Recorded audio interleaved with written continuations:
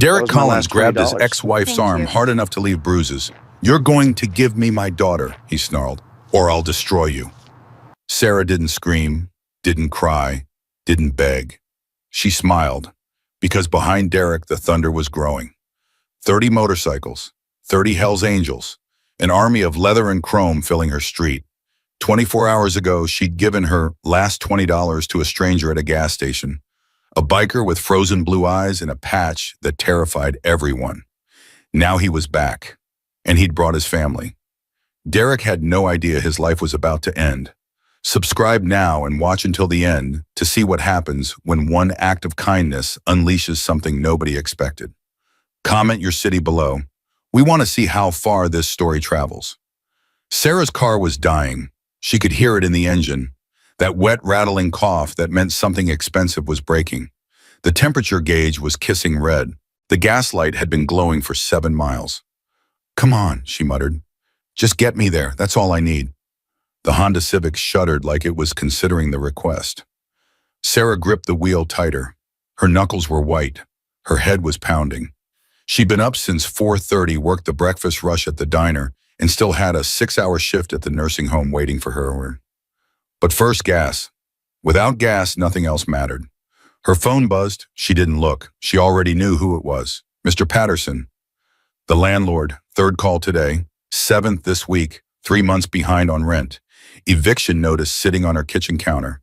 30 days to come up with $2,000 she didn't have. The gas station appeared on her right. Dusty, run down, 2 pumps and a kid behind the counter who looked barely old enough to shave. She pulled in and killed the engine. For a moment, she just sat there, breathing, trying to remember what it felt like to not be exhausted. Then she opened her purse and counted. $25. That was it, everything, her entire net worth until Friday. She pulled out a 20 and stared at it. 15 for gas. Save 10 for groceries. Tell Emma the school supplies have to wait. Again. Emma had stopped asking for things. That was the worst part. 8 years old and she'd already learned not to want. Sarah's chest hurt. It always hurt now. She stepped out of the car and headed for the pump. The afternoon sun was brutal, pressing down like a physical weight. Her shirt was already sticking to her back. That's when she heard it. The rumble. Deep, heavy, getting closer.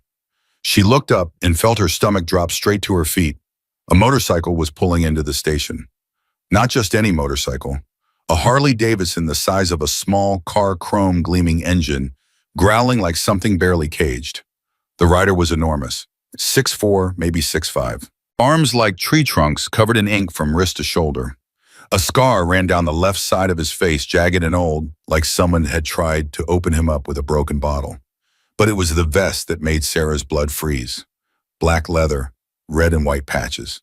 The death's head grinning from his back. Hell's Angels. Every instinct Sarah had screamed at her to get in her car and drive away. Don't look, don't engage, don't exist. But her tank was empty, and her legs wouldn't move. The biker killed his engine and swung off the bike in one fluid motion. He walked toward the station like he owned it, like he owned everything. Sarah watched through the window as he approached the counter. The kid working the register went pale. His name was Tyler. Sarah knew him from the diner. Good kid, jumpy, working his way through community college. "I need café," the biker said. His voice was a low rumble. "Tank's dry." Tyler swallowed. "Sure." How much? The biker reached for his back pocket. His hand came out empty. Sarah saw his whole body go rigid. He checked his jacket, his other pocket. Patted himself down like the wallet might magically appear. Nothing. "My wallet," he said. "Left it at the clubhouse." Tyler's voice cracked. "Sir, I can't pump without payment. Company policy." "I'm 40 miles out. Tank's bone dry. 1 gallon. That's all I need. I'll come back and pay double." "I'm sorry, I really am, but I could lose my job." The biker stepped closer. Tyler stepped back so fast he nearly fell. "Listen to me." The biker's voice dropped. "I'm not looking for a handout. I'm asking for 1 gallon. I will come back. I will pay." "I can't. I'm sorry, I can't." Sarah watched the exchange from the pump. She should stay out of it. This wasn't her business. That $20 was the difference between eating and not eating. But something in the biker's voice stopped her. It wasn't anger, it was shame. She knew that sound. She'd made that sound herself standing in the grocery store watching the total climb higher than the cash in her wallet, having to put things back one by one while people stared. She knew what it felt like to need help and have nobody willing to give it. Before she could stop herself, she was walking toward the station.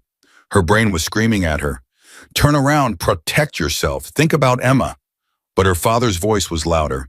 "You help people, Sarah. That's what we do." Her father had been dead for 3 years, but she still heard him every day. She pushed open the door. Both men turned. Tyler's face flooded with relief. "Mrs. Collins, hi." The biker's eyes locked onto hers, blue, pale frozen blue like ice over deep water. The kind of eyes that saw through everything.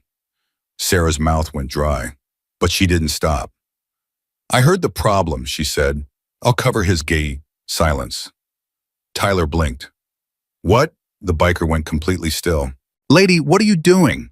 Sarah pulled out her 20, her last 20, Emma's dinner, her mother's medication copay. "Everything." She held it out to Tyler Mallor.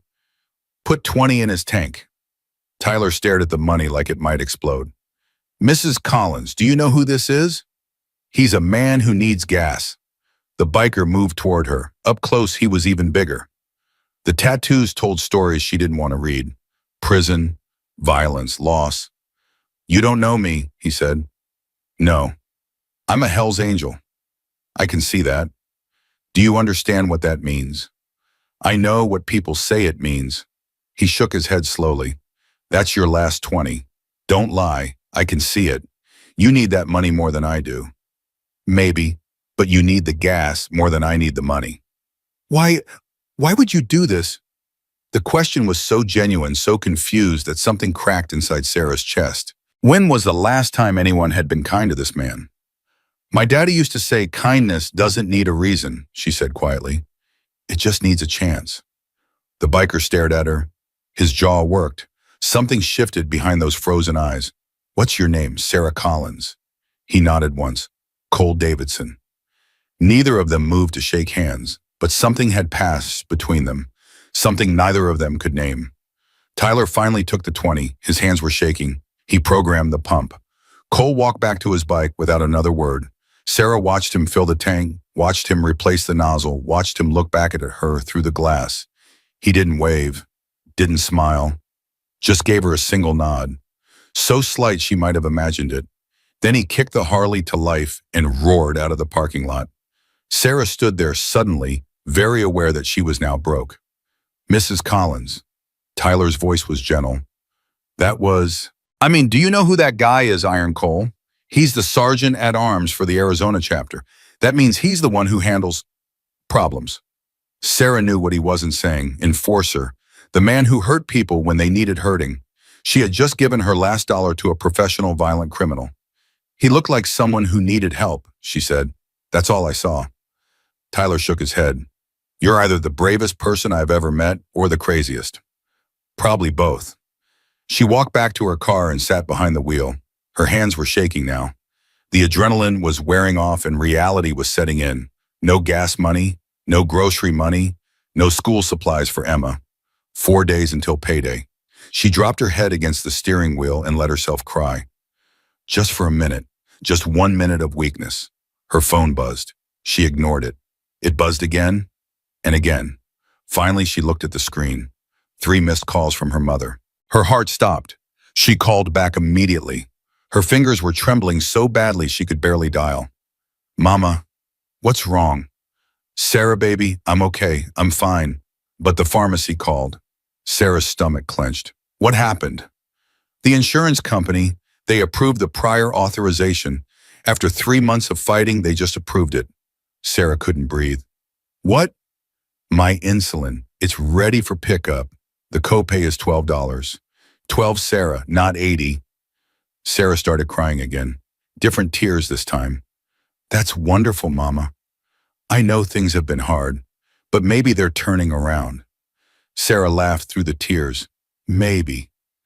She hung up and sat in the silence, trying to make sense of what just happened.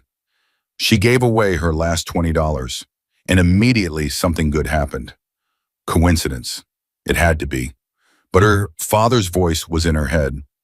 No coincidences, Sarah, just blessings in disguise. She scraped together change from her cup holders, $2.37, enough for maybe half a gallon. It would have to do.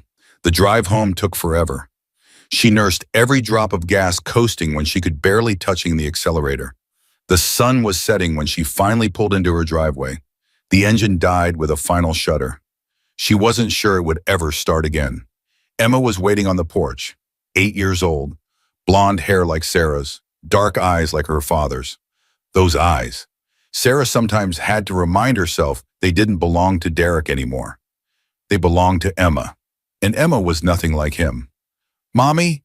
Emma ran toward her. "You're late. Grandma made soup, but she said we had to wait and I'm starving." Sarah caught her daughter and held on tight, breathed in the strawberry shampoo, let the world disappear for just a moment. "I'm sorry, baby. Work ran long. It always runs long." No accusation, just acceptance. The acceptance of a child who'd learned not to expect too much. That broke Sarah's heart more than any tantrum ever could. Inside, her mother was at the kitchen table. Grace Collins, 72, silver hair, stubborn as a mule.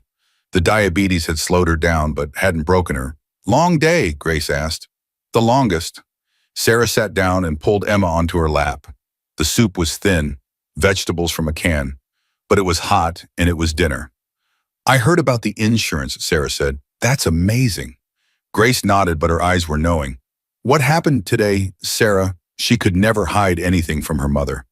"I did something stupid." "What kind of stupid?" "I gave my last $20 to a Hell's Angel." Silence. Emma looked up. "What's a Hell's Angel?" Grace set down her spoon. "Sarah Marie Collins." "I know, Mama." "You gave your last dollar to a biker gang member. He was stuck. His wallet was gone. Everyone was looking at him like he was about to rob the place. And I couldn't leave him there." Grace was quiet for a long moment. Then she said, "Your father would have done the exact same thing." Sarah looked at her surprised. "You're not mad, terrified, but proud." Grace reached across the table and squeezed her hand. "That's who your daddy was. He couldn't walk past someone in need." "But what if he was dangerous?" "Then you helped a dangerous man get home safe. That doesn't make the help wrong." Emma tugged Sarah's sleeve. "Did the motorcycle man say thank you?" Sarah thought about Cole's face. The shock, the confusion, that tiny nod. "In his way, baby. In his way." After dinner, Sarah gave Emma a bath, read her a story, tucked her into bed. "Mommy." "Yes, sweetheart. Are we going to be okay?" 8 years old, already carrying weight no child should carry. Sarah sat on the edge of the bed. "We're going to be fine. I promise." But the landlord keeps calling, and you gave your money away." "You know what Grandpa used to say? Kindness is never wasted." "That's right, and every storm ends eventually. The sun always comes back. We're in a storm right now, but we're together. That's what matters." Emma nodded. "I love you, Mommy. I love you more than all the stars." Sarah turned off the light and stood in the doorway watching her daughter breathe. Then she walked back to the kitchen. Grace was washing dishes. "Mama, let me do that." "I'm not helpless." But she handed over the sponge anyway. "Sarah, there is something I need to tell you." Sarah's stomach tightened. "What?" "Derek called today." The world tilted. "What did he want?" "He said he's coming by. Tomorrow night, 7 o'clock. Wants to discuss custody." "We don't have custody arrangements. He gave up his rights." "He says things have changed. Says he's got a lawyer now." Sarah's hands were shaking. The plate clattered against the sink. "He can't take Emma. He has money, baby. And sometimes that's all the courts care about. He owes 2 years of child support. He's never paid a dime." "I know, but he's got a story. He's got that smile that used to fool everyone." Sarah closed her eyes. Derek's face swam up from memory. Handsome, charming, rotten underneath. The first time he hit her, she believed his apology. The second time she started planning. The third time she was pregnant with Emma. That gave her the strength to finally run. 3 years of rebuilding, of barely surviving, of making sure Emma knew she was safe. And now he wanted to take it all away. He won't win, Sarah said. I won't let him. I know, baby, but be ready. Whatever he wants, it won't be good. Sarah didn't sleep that night. She lay in the dark running numbers. Rent, utilities, food, gas, lawyer fees. The numbers never added up. They never did. Morning came too fast. She dragged herself out of bed at 5, got Emma ready, kissed her mother goodbye, walked to the car. It started on the 4th try. The engine sounded worse. She drove to work on a prayer and fumes. The morning shift was brutal. Bad tips, grumpy customers. Her headache came back drilling into her skull. At noon, her phone buzzed. Derek. She stepped into the back hallway and answered. What do you want? Is that any way to greet your husband, ex-husband? I want to see my daughter. You don't have a daughter. You signed the papers. I made a mistake. People change. You haven't changed. You've just found a new angle. 7 o'clock tonight. I'm coming to the house. I expect to see Emma. Over my dead body. That can be arranged. The line went dead. Sarah stood there, phone against her ear, listening to silence. Her hands were trembling. Her heart was pounding. But underneath the fear, something else was building. Rage. 3 years of barely surviving. 3 years of putting Emma first every single day. Derek thought he could just waltz back in numb. Not while she was breathing. She finished her shift, collected her tips, $11. Drove home on the empty. The car died in the driveway. She wasn't sure it would ever move again. Emma was inside with Grace. Sarah hugged her tight. Stay inside tonight, baby, no matter what. Why, what's wrong? Nothing. I just need you to trust me. Emma nodded, those dark eyes too old for her face. Sarah went outside and sat on the porch steps. She waited. At exactly 7, a black BMW pulled up. Derek stepped out. Expensive suit, perfect hair, that smile, that goddamn smile that had fooled her for years. Sarah. He walked toward her like he owned the place. You look tired. What do you want? I told you I want to see my daughter. She's not your daughter. You signed away your rights. Papers can be reversed. I've got a lawyer who says I have a case. You haven't paid a dime of child support in 2 years. I've been building my business, making something of myself. He stepped closer. Now I'm ready to be a father. You were never a father. You were a mistake I made when I was too young to know better. Derek's smile flickered, just for a second. You always had a mouth on you, he said quietly. I should have fixed that when I had the chance. You tried, that's why I left. He grabbed her arm. His fingers dug in hard enough to bruise. I'm seeing Emma tonight. If you try to stop me, I'll drag you into court. I'll tell them about your money problems, about your mother's medical bills, about how you can't provide a stable home. Sarah tried to pull away. His grip tightened. Let go of me. Make me. And then she heard it. Thunder, not from the sky, from the street. A low rumble, deep and heavy, growing louder. Derek's grip loosened. His head turned. The motorcycles came around the corner like a tidal wave. One after another. Harleys, choppers, chrome flashing in the fading light. Sarah counted without meaning to. 10, 15, 20, 25. 30 motorcycles filled her street, engines idling, leather everywhere. The red and white patches blazing like warnings. Neighbors came out of their houses staring. At the front of the pack on a massive Harley with chrome that gleamed like silver fire was Cole.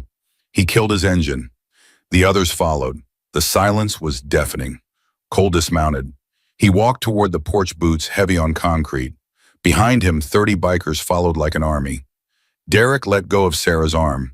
His face went white.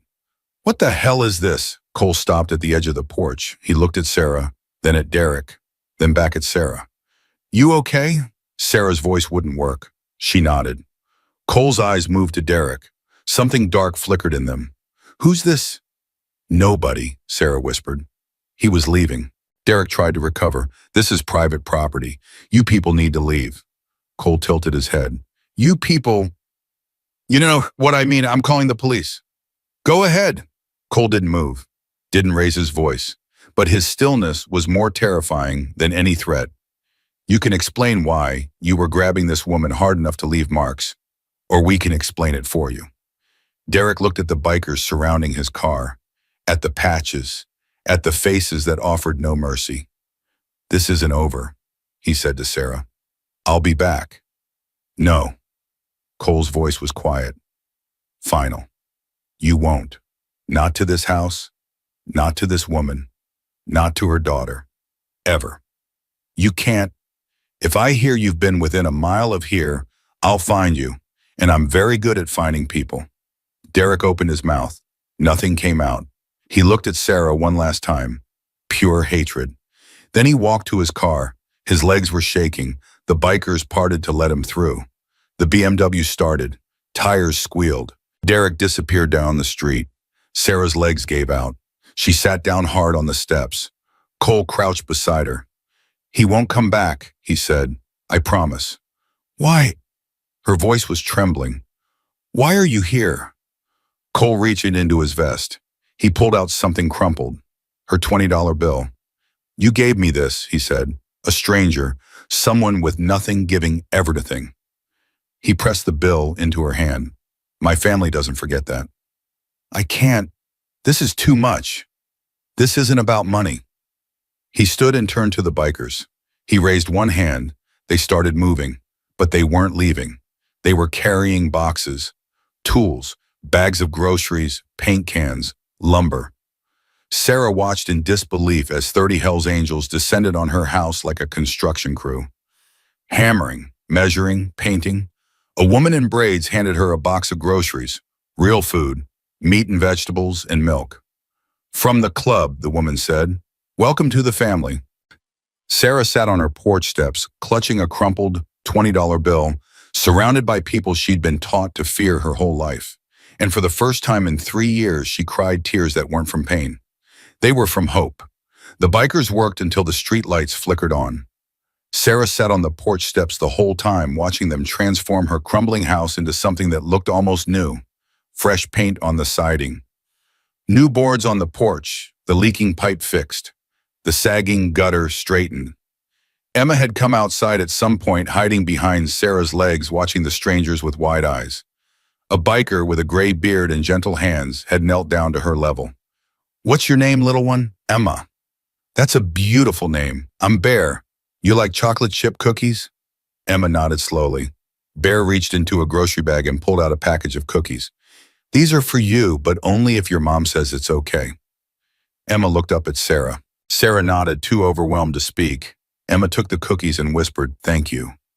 Bear smiled. It transformed his whole face. You're welcome, sweetheart. Now the work was done and the bikers were gathering by their motorcycles. Sarah forced herself to stand on shaking legs.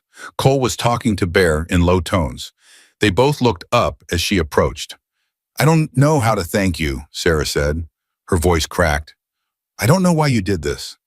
Cole studied her for a long moment. You really don't know, do you? Know what?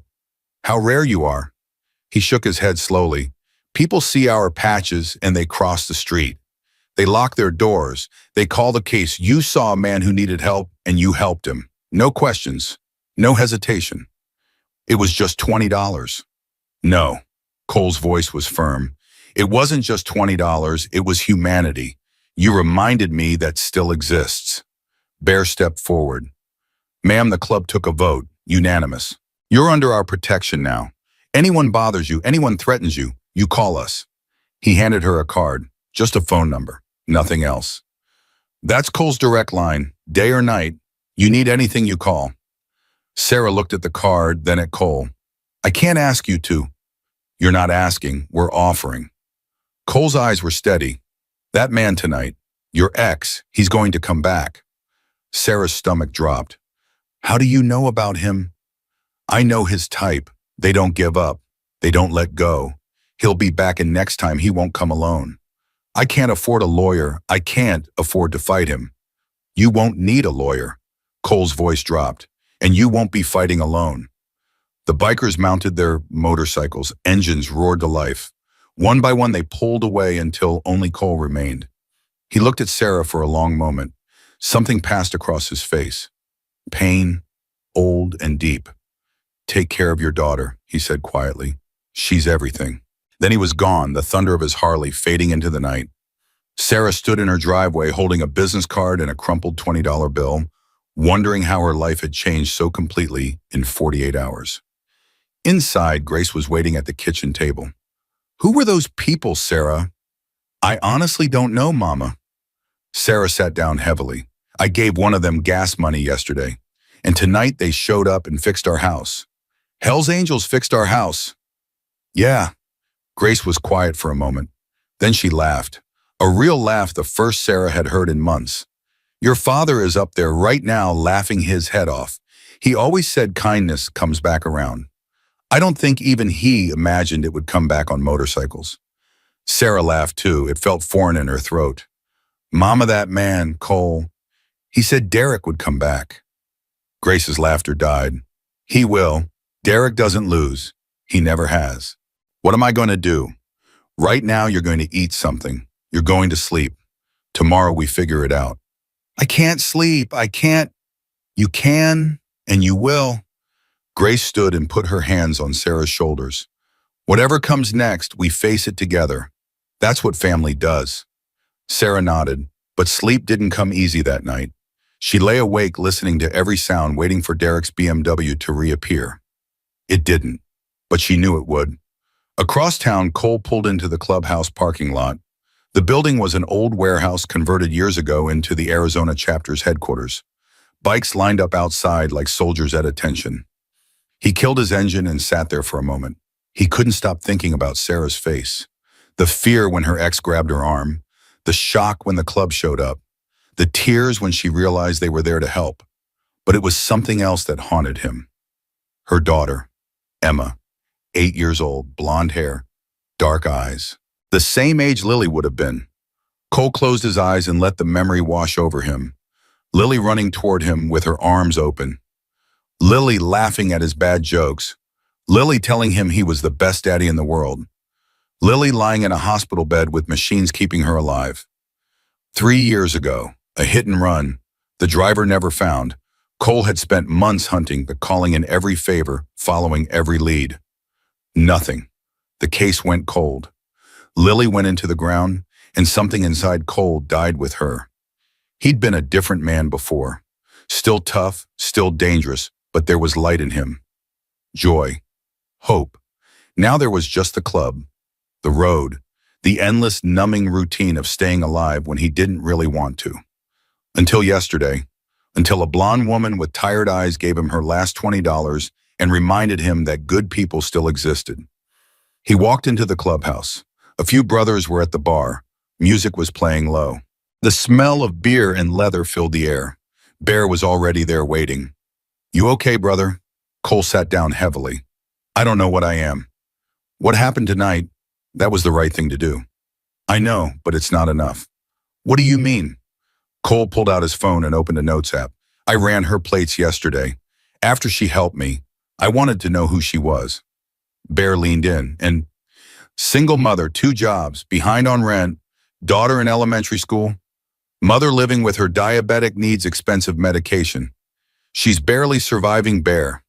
She gave me her last dollar when she couldn't afford to eat. That's why we helped her." "That's not all." Cole's jaw tightened. Her ex-husband, Derek Collins. I looked him up too. The guy from tonight. "Yeah, he's a piece of work, runs some kind of investment company, makes good money, owes 2 years of back child support but drives a new BMW. He was arrested twice for domestic violence when they were married, but charges were dropped both times." Bear's face darkened. "Let me guess, he's got connections." "His lawyer got him off. Same lawyer he's using now to try to get custody of the kid." "Why would he want custody after all this time?" "Control. He can't stand that she got away from him, that she built a life without him. He wants to destroy everything she's built." Bear was quiet for a moment. "So what do you want to do?" Cole stared at his hands. Big hands. Hands that had done terrible things. Hands that had once held his daughter so gently. "I want to find out everything about Derek Collins. Every secret, every lie, every skeleton in his closet. And then And then I want to bury him with them. Bear nodded slowly. I'll make some calls. We've got people who can dig. Do it. And Bear, yeah, this stays between us for now. I don't want the whole club involved until we know what we're dealing with. Bear studied him. Brother, can I ask you something? Go ahead. Why this woman? Why now? We've helped people before, but I've never seen you like this. Cole was quiet for a long time. When he spoke, his voice was rough. Her daughter, Emma, she's 8 years old. Bear understood immediately. His face softened. Same age as... Yeah, same age. Cole's hands clenched into fists. I couldn't save Lily. I couldn't find the bastard who killed her. But maybe I can save this little girl. Maybe I can make sure she doesn't grow up afraid of her own father. Bear put a hand on Cole's shoulder. We'll find everything there is to find. And if this guy is as dirty as you think, then he's going to wish he never came back. The next morning, Cole was in the clubhouse office when Bear walked in with a folder. That was fast, Cole said. I've got a contact at the county courthouse. She owed me a favor. Bear dropped the folder on the desk. Derek Collins, 38 years old, investment advisor. On paper, he looks clean. On paper. On paper. But when you start digging, Bear opened the folder. 3 years ago, there was an investigation into his company. Allegations of fraud, embezzlement, investors losing money while he got rich. What happened? Investigation was dropped. Key witness changed her story. Another witness disappeared. Disappeared how? Left town suddenly. No forwarding address, no contact with family. Just gone. Cole's blood ran cold. He made them disappear. That's my guess, but there's more. Bear pulled out another sheet of paper. 3 years ago, same time as the investigation, there was a hit and run in Scottsdale. 8-year-old girl killed. Cole's whole body went rigid. What are you saying? I'm not saying anything yet, but look at this. Bear pointed to a line on the paper. The hit and run happened on March 15th, 3 years ago.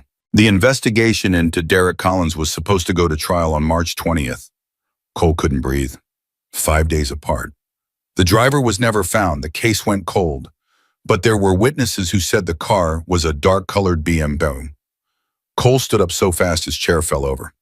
Derek Collins drives a black BM. I know. You're telling me, Cole's voice was shaking, you're telling me the man who killed my daughter might be the same man who's trying to take Sarah's. I'm telling you it's possible. We need more evidence. But Cole, the timeline fits, the car fits. And if he was willing to make witnesses disappear to avoid fraud charges, what would he do to avoid a murder charge? Cole felt like the world was tilting sideways. 3 years. 3 years of searching. 3 years of dead ends. And now this. How do we prove it? We find the body shop that repaired his car. We find the witnesses who saw the accident. We find the evidence the cops couldn't find. And if we find it, Bear met his eyes. Then we make sure he pays, one way or another. Cole picked up his phone. His hands were steady now. The rage had crystallized into something cold and focused. Call Tommy, Enrico, and anyone else we trust. I want eyes on Derek Collins around the clock. I want to know where he goes, who he talks to, what he eats for breakfast. What about Sarah? I'm going to see her today. She needs to know what she's dealing with. You going to tell her everything? Cole hesitated. Not yet. Not until we're sure, but she needs to understand that Derek is more dangerous than she knows. He grabbed his jacket and headed for the door. Cole, Bear's voice stopped him. If this is real, if he's the one, what are you going to do? Cole turned back. His eyes were ice. I'm going to do what I should have done 3 years ago. I'm going to find the man who killed my daughter, and I'm going to make him answer for it. Sarah was in her kitchen when she heard the motorcycle. She knew that sound now, the deep rumble that was different from all the others. Cole's Harley. She wiped her hands on a dish towel and walked to the front door. He was already on her porch, helmet in hand. Cole, is everything okay? Can we talk? Something in his voice made her stomach tighten. Of course, come in. He stepped inside his big frame, making her small living room feel even smaller. He looked around, taking in the photos on the wall, the toys in the corner. evidence of a life built from nothing. Emma's at school, Sarah said. My mother's resting. It's just us. Cole nodded.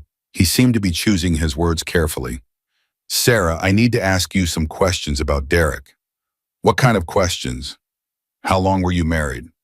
5 years. We divorced when Emma was 2. Why did you leave? Sarah's hands curled into fists. You know why. You saw him last night. He hit you. Yes. How bad? Bad enough. She didn't look away. The first time he broke my wrist, said I fell down the stairs. The second time he cracked 2 ribs. I told the hospital I walked into a door. The third time, I was pregnant. He pushed me down the stairs. I almost lost Emma. Her voice was flat now, hollow. That's when I left.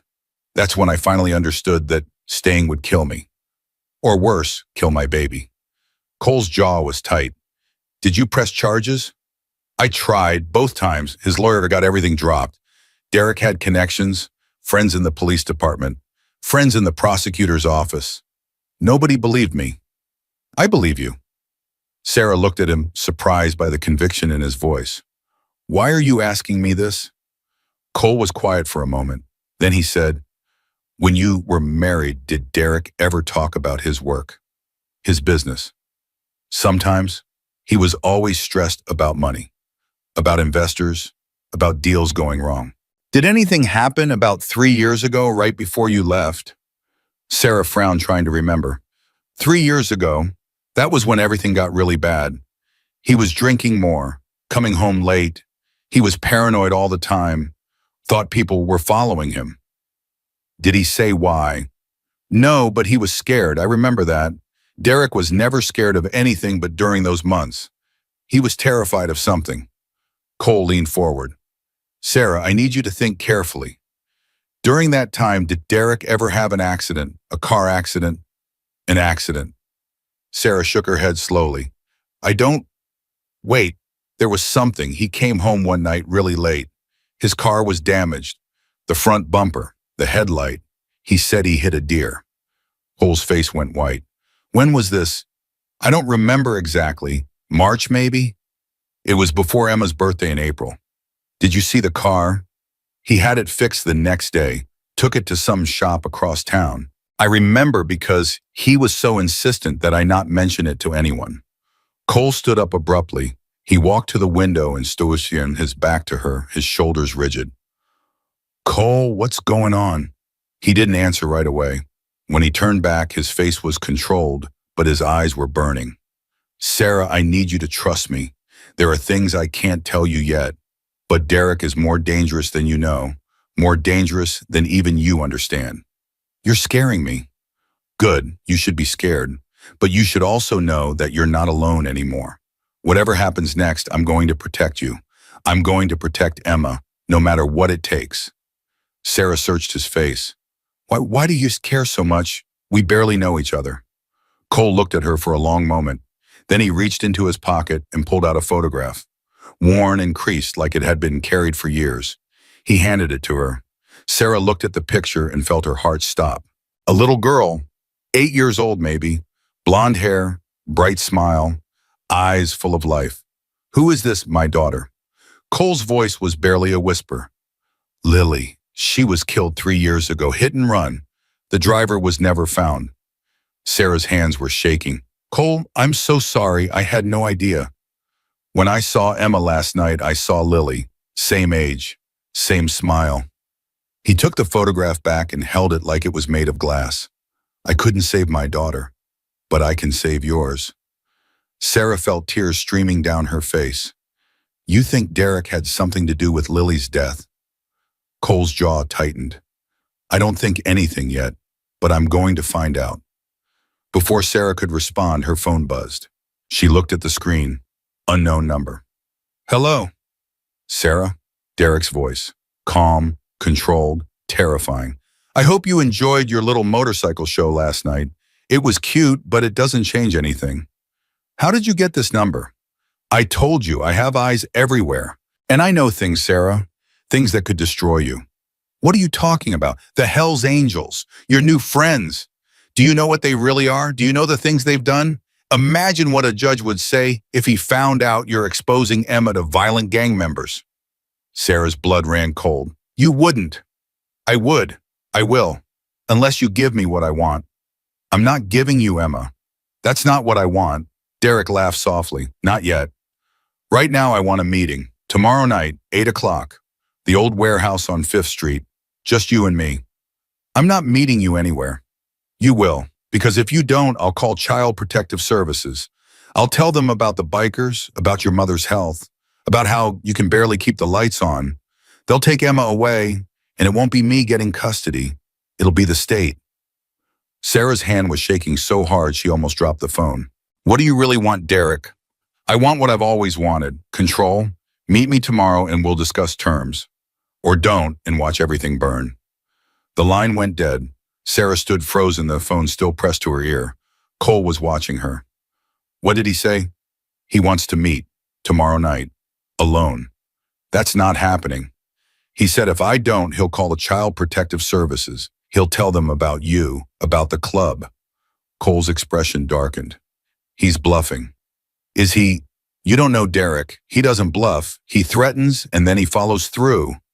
Then we make sure he can't follow through. How? Cole pulled out his phone. By finding out everything he's hiding. And believe me, Sarah, a man like Derek Collins has plenty to hide. He stepped outside to make a call. Sarah sank into a chair, her legs too weak to hold her. Tomorrow night, 8 o'clock. An ultimatum from a man who had already tried to destroy her once. But this time was different. This time she wasn't alone. And somewhere in the back of her mind, a terrible suspicion was forming. The car accident 3 years ago. The damaged bumper. Derek's paranoia. Cole's daughter killed in a hit and run that same month. It couldn't be connected. It was too horrible. Too impossible. But Sarah had lived with Derek for 5 years. She knew what he was capable of, and she was starting to realize that she didn't know the half of it. That night, Sarah tucked Emma into bed and held her a little tighter than usual. Mommy, you're squishing me. Sorry, baby. I just love you so much. Emma looked up at her with those dark eyes. Derek's eyes, but filled with a light Derek had never possessed. Mommy, is the motorcycle man going to come back? Cole, I don't know, sweetheart. Maybe. I like him. He seems sad. Sarah stroked her daughter's hair. Why do you think he's sad?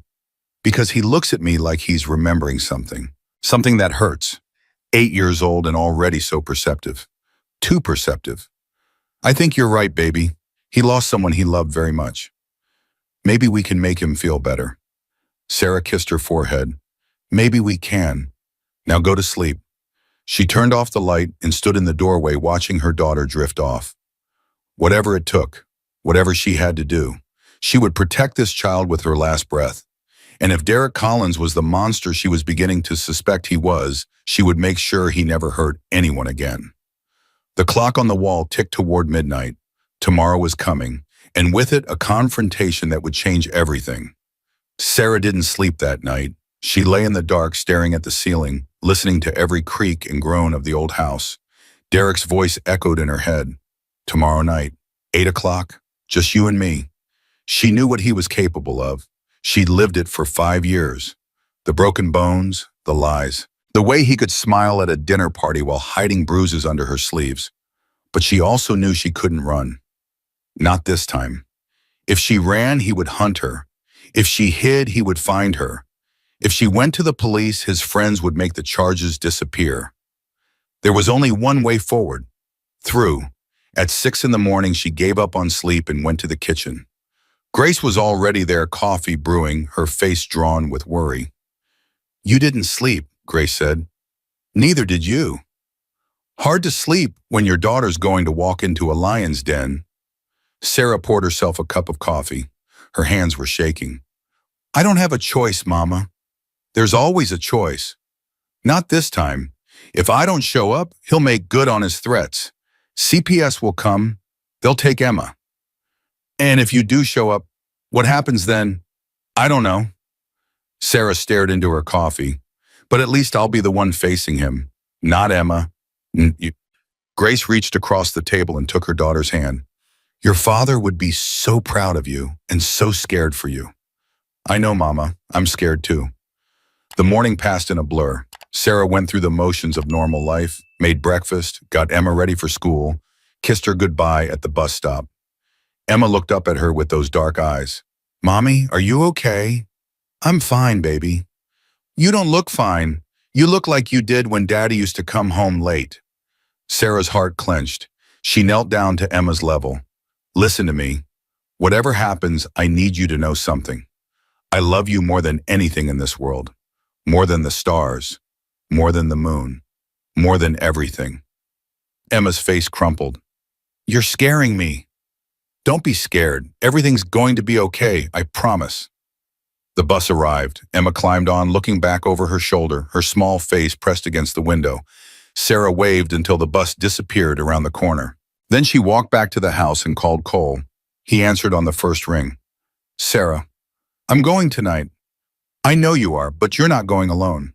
He said to come alone. He can say whatever he wants. You're still not going alone. Sarah closed her eyes. "Well, if he sees your people, he'll bolt. And then he'll make good on every threat he made. He won't see us. That's what we do, Sarah. We're ghosts when we need to be. And if something goes wrong, then we'll be there before he can blink." Sarah let out a shaky breath. "Why are you doing this?" "Really, it can't just be because I gave you $20. Cole was quiet for a moment. When he spoke, his voice was rough. "I told you about Lily." "Yes. What I didn't tell you is that I've been dead inside since the day she died, going through the motions, riding, fighting, drinking, but not living, not really." He paused. "Then you walked into that gas station and reminded me that good people still exist, that kindness still matters. You woke something up in me, Sarah, something I thought was gone forever." Sarah felt tears prick her eyes. "I'm just a woman trying to survive." "No, you're a mother who would walk into hell to protect her child. That's not just survival. That's love. Real love. Cole, I'm going to find out the truth about Derek. And if he's the man I think he is, I'm going to make sure he never hurts anyone again. Not you, not Emma, not anyone." Sarah wiped her eyes. "What do I do when I get to the warehouse?" "You listen. You stay calm. You keep him talking. The longer he talks, the more time we have to figure out his game. And Sarah, yes. If things go sideways, you run. Don't fight. Don't argue. Just run. We'll handle the rest." "Okay. I'll see you tonight." The line went dead. Sarah sat in her kitchen, surrounded by the quiet of an empty house, and waited for the night to come. At the clubhouse, Cole gathered his inner circle. Bear, Tommy, Rico, a few others he trusted with his life. "Here's what we know," Cole said, spreading papers across the table. "Derek Collins, investment advisor, suspected of fraud, embezzlement, witness intimidation. 3 years ago, right when the investigation was heating up, my daughter was killed in a hit and run." The room went dead silent. Tommy leaned forward. "You think this guy killed Lily?" "I think it's possible. The timeline fits. He drives a black BMW. His car was damaged that same month. He had it repaired in secret." "That's not proof," Rico said carefully. "No, it's not. That's why we need to find the body shop that fixed his car. If there are records, photos, anything that shows the damage was consistent with hitting a person, I might be able to help with that." Tommy pulled out his phone. "I've got a cousin who works at a shop in Mesa. He does a lot of off-the-books repairs for people who want to avoid insurance. I can ask him if he remembers anything." "Do it." Bear leaned back in his chair. "What about tonight? Sarah's meeting him at 8. We'll have eyes on the warehouse by 6. I want people on every exit. I want someone inside if possible. If he tries anything, we move. And if he's clean, if he's just a scumbag trying to get custody of his kid."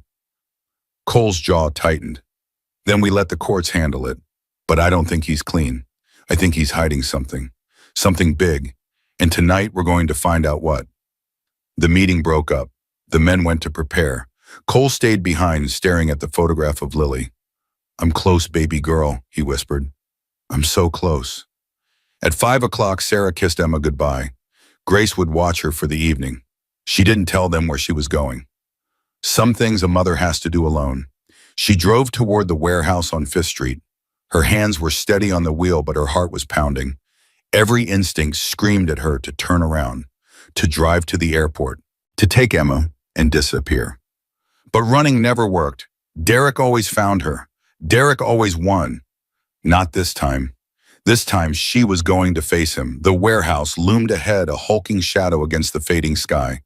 She pulled into the empty parking lot and killed the engine. For a moment, she just sat there, breathing, centering herself. Then she got out and walked toward the door. She didn't see the motorcycles hidden in the shadows.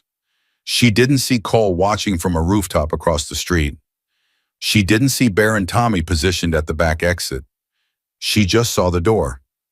And she walked through it. The warehouse was empty. Dust, silence, the smell of rust and old machinery. Derek, her voice echoed. Over here. She turned. Derek stepped out of the shadows, hands in the pockets of his expensive coat. That smile, that goddamn smile. You came alone. I'm impressed. You didn't give me a choice. There's always a choice, Sarah. You just made the wrong one 5 years ago when you left me. I left because you put me in the hospital. You fell down the stairs. You pushed me down the stairs while I was pregnant with your daughter. Derek's smile flickered. Ancient history. Let's talk about the future. There's nothing to talk about. You're not getting Emma. I don't want Emma. He stepped closer. Not yet. What I want is much simpler. Then what? I want you to disappear. Sarah frowned. What? Leave town, take the kid, take your mother, go somewhere far away and never come back. That's all I want. I don't understand. You've been fighting for custody. I was fighting to scare you, to control you, to make you do exactly what you're going to do now. He pulled a folder from his coat. This is a custody agreement. You sign it, you waive your rights to any child support, current and future. In exchange, I leave you alone forever. Sarah stared at the folder. You're giving up. I'm solving a problem. You're at a loose end, Sarah. You know too much about me. I don't know anything. You know about the car. Sarah's blood ran cold. What car? Derek's eyes narrowed. Don't play dumb. The car I had fixed 3 years ago. You told someone about it. I know you did. I didn't tell anyone. Someone's been asking questions, digging into my past, looking at body shops, looking at old accidents. He stepped closer and his voice dropped. If you told someone, I need to know who. I don't know what you're talking about. Derek grabbed her arm, the same grip from before, hard enough to bruise. I'm going to ask you one more time. Who have you been talking to? Oh, let go of me. Answer the question. Let go of me. The door behind them crashed open. Cole walked in. Behind him, Bear, Tommy, Rico. Derek released Sarah's arm and stepped back, his face going pale. What the hell is this? Cole walked forward until he was inches from Derek's face. We need to talk. This is a private meeting. Not anymore. Derek's eyes darted toward the exits.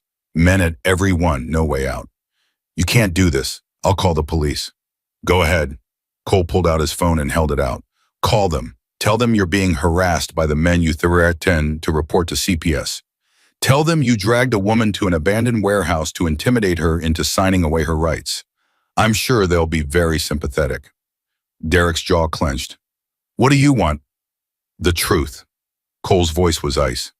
3 years ago, March 15th, you were driving your black BMW somewhere around Scottsdale. Where were you going? Derek's face changed. Something flickered behind his eyes. Fear. I don't remember. Try harder. I don't remember what I was doing 3 years ago on a random night. It wasn't random. Cole stepped closer. There was an accident that night. A hit and run. A little girl was killed. Derek's face went white. I don't know anything about that. Your car had damage. Front bumper. Headlight. You had it repaired the next day. I hit a deer. There are no deer in that part of Scottsdale. Derek was sweating now. This is insane. You're accusing me of... I'm not accusing you of anything, yet. Cole pulled out the photograph of Lily. This is my daughter. She was 8 years old. She was walking home from a friend's house when a car hit her and drove away. The driver never stopped, never called for help, just left her bleeding in the street. Derek stared at the photograph. His face was unreadable. I'm sorry for your loss, but I had nothing to do with it. Then you won't mind if we check the records at Martinez Auto Body in Mesa. That's where you had your car fixed, isn't it? Derek's composure cracked. Just for a second. But Cole saw it. You can't prove anything. Maybe not. But I can make sure every investigator in this state takes another look at the case. I can make sure the insurance company reviews your claim. I can make sure the DMV checks your registration history. Cole leaned in. I can make your life very uncomfortable, Derek. Or you can tell me the truth right now. Derek's eyes darted around the room, calculating, looking for an angle. I want a lawyer. This isn't a courtroom. Then I'm leaving. He turned toward the door. Bear stepped into his path. Move. Bear didn't move. Derek spun back to Cole. You can't hold me here. This is kidnapping. No one's holding you. You're free to leave whenever you want. Cole gestured toward the door. Of course, if you leave now, I'm going straight to the police with everything I have. The body shop records, the timeline, the witnesses who saw a black BMW that night, your damaged car, your panicked behavior. You don't have any of that. Are you sure? Cole's voice was soft, dangerous. Are you absolutely sure there's nothing out there that ties you to that night? Derek's face contorted. For a moment, Sarah thought he was going to run, or fight, or break down. Instead, he laughed. You think you're so smart, he said. You think you've got it all figured out. But you don't know anything. You don't know what I've built, what I'm capable of. Then enlighten us. Derek straightened his coat. Fine. You want the truth? Here it is. He looked Cole dead in the eye. Yes, I was driving that night. Yes, I hit something. But it wasn't a little girl. It was a bomb, a stray dog that ran into the road. I didn't stop because I didn't want to deal with the hassle. A dog. Ida. Check the records. My car had minor damage. Nothing consistent with hitting a person. Cole's hands were shaking. You're lying. Prove it. Tommy stepped forward. I can prove it. Everyone turned. Tommy was holding his phone, his face pale. I just got off with my cousin. He found the records from Martinez Auto Body. Derek Collins brought in a black BMW on March 16th, 3 years ago. Front-end damage. See, Derek spread his hands. I told you, minor damage. He also found something else. Tommy's voice was shaking. They took photos, standard procedure for insurance claims. The damage wasn't minor. The bumper was caved in. The headlight was shattered. And there was blood on the grill. The room went silent. Derek's face drained of color. That's impossible. They said they destroyed those records. Apparently they lied. Tommy held up his phone. My cousin is sending the photos now. Cole turned back to Derek. His eyes were dead, empty. You killed my daughter. It was an accident. You left her in the street. You let her die alone. You never even slowed down. I panicked. I wasn't thinking. Cole's fist connected with Derek's face before anyone could stop him. Derek went down, hard blood spraying from his nose. Cole, Bear grabbed his arm. Not like this. Not here. Cole was shaking with rage. Every muscle in his body wanted to tear Derek apart. But Bear was right. This wasn't the way. Call the police, Cole said, his voice hollow. Give them everything. The photos, the records, all of it. What about him, how I am?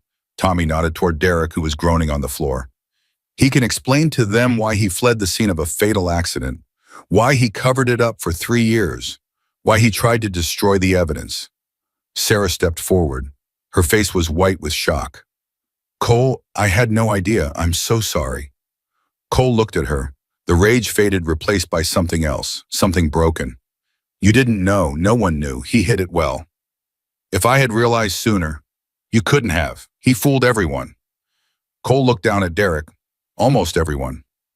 Derek pushed himself up on one elbow, blood dripping from his face. You think this changes anything? I've got lawyers. I've got connections. I'll be out by morning. Cole crouched down to his level. Maybe, but the photos are already going to the police, the press, every news outlet in the state. By tomorrow morning, everyone will know what you did. Your investors, your clients, your country club friends, everyone. Derek's face twisted with fear for the first time. You can't do that. Watch me. Cole stood up and walked towards Sarah. Let's get you home. Wait, Sarah turned back to Derek. The custody papers. Give them to me. Derek stared at her. What? The papers you wanted me to sign. Give them to me, Mbaye. He reached into his coat and pulled out the folder with trembling hands. Sarah took it. Then she tore it in half, and again, until the pieces scattered across the warehouse floor like confetti. That's my answer, she said. You're never coming near my daughter again. She walked out of the warehouse without looking back. Cole followed. Outside, the night air was cool and clean. Sarah took a deep breath, feeling like she was breathing for the first time in years. Is it really over? She asked. The hardest part is. Cole's voice was tired. There'll be trials, lawyers, headlines. It's going to be messy. But he can't hurt Emma anymore. No, he can't hurt anyone anymore. Sarah looked at Cole. His face was haggard, aged by grief and rage and years of searching. You found him. After all this time, you found him. You found him. Cole shook his head. If you hadn't helped me at that gas station, I never would have known about the car, about the repair, about any of it. That was just luck. There's no such thing as luck. Only grace. He managed a small, sad smile. That's what Lily used to say. My little philosopher. Sarah reached out and took his hand, just held it. What happens now? Now we let the law do its job. For once, Behind them, police sirens wailed in the distance. Someone had made the call. Cole squeezed her hand once, then let go. Go home, Sarah. Hold your daughter. Tell her she's safe. What about you? I'm going to stay. Make sure they take him away. His jaw tightened. I need to see it. I need to know it's real. Sarah nodded. She understood. She walked to her car and got in, started the engine, pulled out of the parking lot. In her rearview mirror, she watched Cole standing alone in the shadows waiting for the police. A man who had lost everything. A man who had finally found the truth. And tomorrow she thought maybe the healing could begin. For both of them. The police lights painted the warehouse in flashes of red and blue. Cole stood motionless, watching as two officers hauled Derek Collins to his feet and dragged him toward a waiting patrol car. Derek's face was a mess, blood from his broken nose, dirt from the warehouse floor, and something else. Something Cole had waited 3 years to see. Fear. Real, genuine fear. You can't do this. Derek was screaming. I know people. I'll have your badges. I'll sue every single one of you. The officers didn't respond. They just shoved him into the back of the car and slammed the door. Bear walked up beside Cole. How does it feel? Cole didn't answer right away. He'd imagined this moment 1,000 times, dreamed about it, planned for it. He thought catching Lily's killer would bring him peace, would fill the hole in his chest. It didn't. Empty, he finally said. It feels empty. That's normal. You've been running on rage for 3 years. Now that it's over, you don't know what to do with yourself. Is it over, really? He's going away, Cole. DUI manslaughter, leaving the scene, obstruction. With the evidence Tommy found, he's looking at 10 to 15 years minimum. That's not enough. It's never enough, but it's something. Bear put a hand on Cole's shoulder. Lily would be proud of you. Cole's jaw tightened. Would she? I wanted to kill him, Bear. When I saw those photos, when I knew for certain, I wanted to beat him to death with my bare hands. But you didn't. I came close. Close doesn't count. You did it the right way, the legal way. That means something. Cole turned away from the flashing lights. I need to see Sarah, make sure she's okay. She went home, to her daughter. I know, but I need to. He trailed off, unable to finish the thought. Bear studied him. You care about her. Care about keeping her safe. That's not what I asked. Cole didn't answer. He walked to his motorcycle, kicked it to life, and rode into the night. Sarah was sitting on her front porch when he pulled up. She wasn't surprised to see him. She'd been waiting. Somehow she knew he would come. He killed the engine and walked toward her, his boots heavy on the pavement. The night was quiet now. The neighbors had gone back inside. The street was empty except for the two of them. He's in custody, Cole said. They're charging him with vehicular manslaughter. Hit and run, probably more by morning. Sarah nodded slowly. Good. How's Emma? Sleeping. She doesn't know what happened. I don't know how to tell her. She doesn't need to know everything. Not yet. Sarah patted the space beside her on the steps. Cole hesitated, then sat down. For a long moment, neither of them spoke. I keep thinking about that day at the gas station, Sarah finally said. If I had just minded my own business, if I had kept my $20 and driven away, then I never would have found him. That's what scares me. She turned to look at him. What if I hadn't been there? What if someone else had helped you or no one at all? Then he would have gotten away with it forever, and I would have spent the rest of my life searching for a ghost.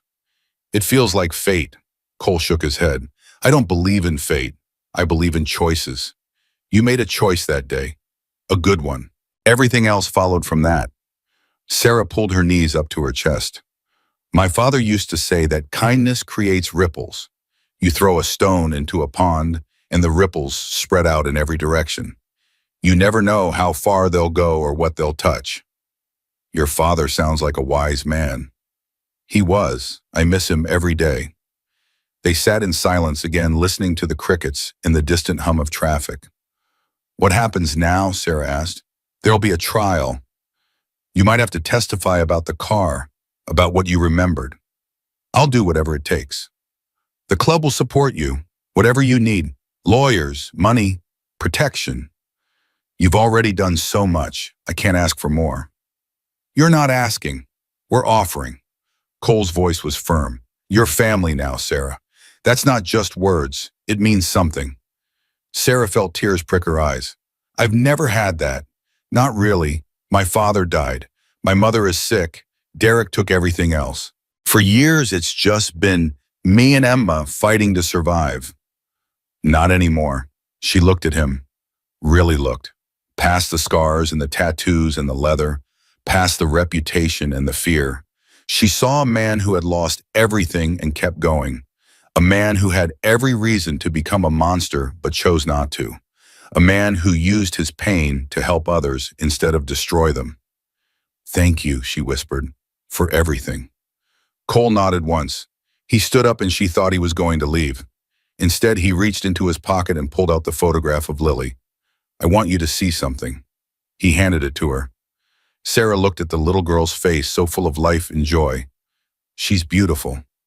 She was everything to me. When she died, I thought my life was over. I didn't want to keep going. Some days I still don't. What changed you? He took the photograph back gently. You reminded me that there are still people worth fighting for. Still good left in this world. Still reasons to get up in the morning. I didn't do anything special. You gave a stranger your last dollar when you had nothing. That's the most special thing I've ever seen. Sarah stood up. She was shorter than him by almost a foot. She had to look up to meet his eyes. Cole, can I ask you something? Anything. When all this is over, when Derek's in prison and the trial is done, what will you do? He was quiet for a long moment. I don't know. I've been chasing this for so long. I don't know who I am without it. Maybe it's time to find out. Before either of them could say anything else, the front door opened. Grace stood there in her robe, her face drawn with worry. Sarah, is everything okay? It's okay, Mama. Derek's been arrested. It's over. Grace's hand flew to her mouth. Arrested for what? Sarah looked at Cole. He gave a small nod. There's a lot to explain. You should sit down. Grace looked at Cole. For a moment, she just stared at him. This massive man, covered in tattoos, standing on her daughter's porch in the middle of the night. Then she said, You're the one who helped Sarah, the one she gave her money to. Yes, ma'am. And now you're helping her again. Yes, ma'am. Grace walked forward until she was standing right in front of him. She was tiny compared to him. Fragile, old, but her eyes were sharp. My daughter sees good in people, she said. Sometimes she's wrong, but not this time. I can tell. Cole didn't know what to say. Grace reached up and patted his cheek. Thank you for protecting my girls, both of them. Then she turned and walked back inside. Cole stood frozen. He couldn't remember the last time someone had touched him like that, with gentleness, with gratitude, with love. She likes you, Sarah said with a small smile. I don't know what just happened. She blessed you, in her own way. Sarah laughed softly. My mother doesn't give her blessing to just anyone. I'm honored. Sarah reached out and took his hand. Just for a moment, her fingers were warm against his calloused palm. Get some rest, Cole. You've earned it. He nodded, mounted his bike, rode away into the darkness. But for the first time in 3 years, the darkness didn't feel quite so heavy. The next few weeks were chaos. Derek's arrest made the news. Not just local news, national news. A wealthy investment advisor charged with hit-and-run manslaughter. The story had everything the media loved. Money, scandal, a grieving father, a brave single mother. Reporters showed up at Sarah's house, at the clubhouse, at the courthouse. The club closed ranks around Sarah and Emma like a wall. Bear organized round-the-clock protection. Bikers took turns watching the house, escorting Emma to school, making sure no one got too close. Sarah found herself interviewed by police detectives multiple times. She told them everything she remembered about the car. The damage. Derek's strange behavior that night. His insistence on having it repaired immediately. Cole testified too, about the investigation, about the body shop records, about the photographs showing blood on the grill of Derek's BMW. The blood matched Lily's DNA. There was no more denying it, no more lawyers to make it go away. Derek Collins had killed an 8-year-old girl and covered it up for 3 years. The trial was set for September. In the meantime, Sarah's life began to change in ways she never expected. The club organized a fundraiser, a charity motorcycle ride to raise money for victims of hit-and-run accidents. Hundreds of bikers showed up from chapters across the state. They raised $40,000 in a single day. Half of it went to a national organization. The other half went to Sarah. I can't accept this, she told Cole when he handed her the check. This is too much. It's not a handout, it's back pay. What? You've been taking care of your mother and your daughter on your own for 3 years. You've been working 2 jobs and barely surviving. Consider this the support you should have had all along. Sarah looked at the check. $20,000, more money than she'd ever seen in her life. What am I supposed to do with this? Whatever you want. Pay off your rent, fix your car, take Emma on a vacation. Put it in savings, it's yours. Sarah felt tears streaming down her face. I don't know how to thank you. You don't have to thank us, your family. She used the money to catch up on rent, to fix her car, to put Emma in the tutoring program she'd always needed, to pay off her mother's medical bills. For the first time in years, she wasn't drowning. She was breathing. The club didn't stop there. One of the bikers' wives, a woman named Rosa, who owned a small accounting firm, offered Sarah a job. Better hours, better pay, health insurance. I heard you're good with numbers, Rosa said, and I needed someone I can trust. Sarah started the following Monday. Emma started 3rd grade in a new dress with a full backpack of supplies and a lunch packed with real food instead of whatever canned goods were left in the pantry. She came home that first day beaming. Mommy, I made 3 new friends, and the teacher said I'm really good at reading. Sarah held her daughter tight and thanked God for small miracles. But not everything was perfect. The closer they got to the trial, the more the stress began to show. Sarah had nightmares. Derek's face, his grip on her arm, the sound of his voice threatening to take everything. She woke up in cold sweats, convinced he had escaped, convinced he was coming for her. Cole showed up at her house one night when she couldn't sleep. How did you know? She asked. I have scouts watching the house. They said your light was on at 3 a.m. I can't sleep. Every time I close my eyes, I see him. Cole sat down on the porch steps. She sat beside him. It gets better, he said. The fear, the nightmares. It takes time, but it gets better. Does it? You've been carrying Lily's death for 3 years. Does that get better? Cole was quiet for a long moment. No, but it gets different. The pain doesn't go away, but you learn to carry it. You learn to make room for other things alongside it. What other thing? Purpose, connection, people you care about. He looked at her. You're not alone anymore, Sarah. Neither am I. She leaned her head against his shoulder. He stiffened at first, unused to the contact. Then he relaxed. They sat there until the sun came up. The trial began on a Tuesday in September. The courtroom was packed. Media, spectators, members of the club in their leather vests filling the gallery like a silent army. Derek Collins sat at the defense table in a prison jumpsuit. He'd lost weight. His face was gaunt. His expensive lawyer, The lawyer sat beside him looking less confident than he had during the pretrial hearings. Sarah was called as a witness on the second day. She took the stand with shaking hands, but her voice was steady as she answered the prosecutor's questions. Yes, she had been married to Derek Collins. Yes, he had been abusive. Yes, she remembered the night his car was damaged. Yes, he had insisted on having it repaired immediately and never speaking of it again. Derek's lawyer tried to rattle her on cross-examination. Mrs. Collins, isn't it true that you have a personal vendetta against my client? I have a desire to protect my daughter from a man who beat me for 5 years. If that's a vendetta, then yes. Isn't it true that you've been romantically involved with Cole Davidson, the man whose daughter my client allegedly killed? Sarah felt her face flush. No, that's not true. Really, because witnesses have seen you together, at your home, late at night. He's been protecting my family. That's all. A Hell's Angel protecting a single mother. How touching. The prosecutor objected. The judge sustained, but the damage was done. Sarah steps down from the stand feeling exposed, vulnerable, like Derek had found a way to hurt her even from his seat in the courtroom. Cole was waiting for her outside. You did good, he said. His lawyer tried to make it look like there's something going on between us. Let him try. It doesn't matter. It might matter to the jury. Cole shook his head. The evidence matters. The day matters. The photographs matter. What some sleazy lawyer implies doesn't change the facts. But Sarah couldn't shake the feeling that something was wrong. She was right. That night, she got a phone call. Mrs. Collins, this is Detective Morrison.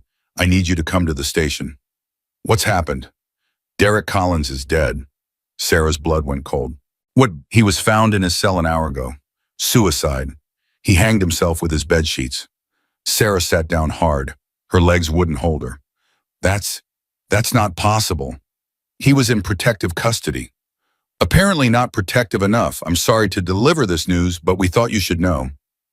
The line went dead. Sarah sat in her kitchen, staring at nothing. Derek was dead.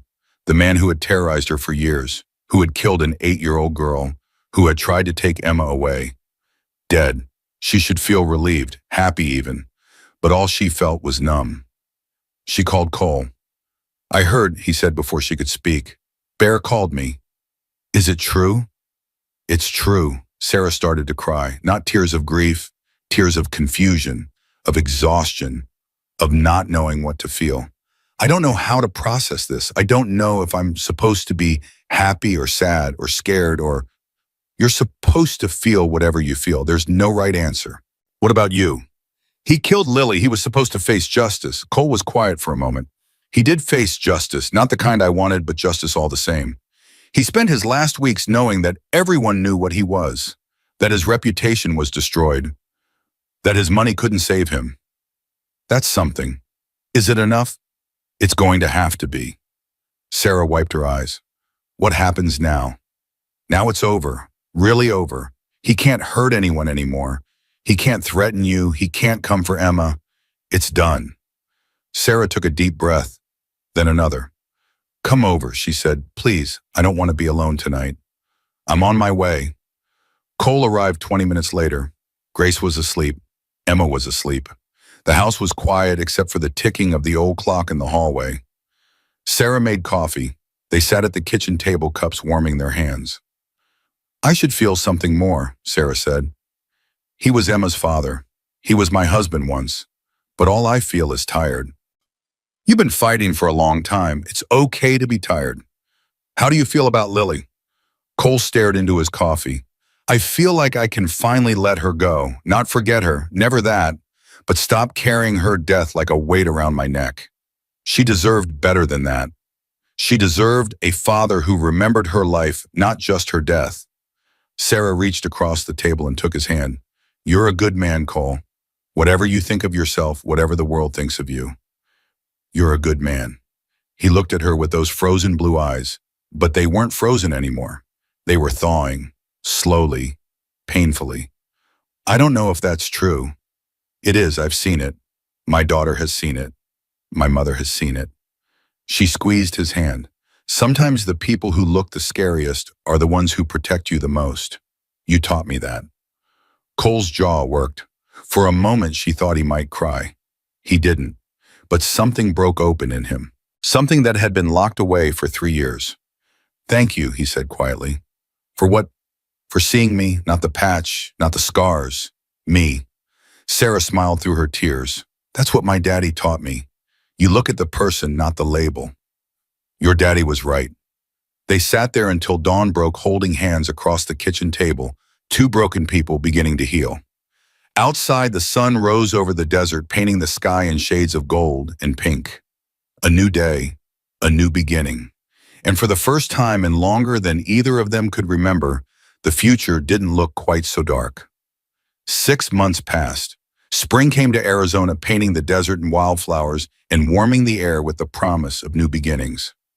Sarah stood in her kitchen making breakfast, listening to Emma's laughter float in from the backyard. Her daughter was playing with a puppy, a golden retriever named Biscuit that Cole had brought over 3 weeks ago. Every kid needs a dog, he'd said, and this one needed a home.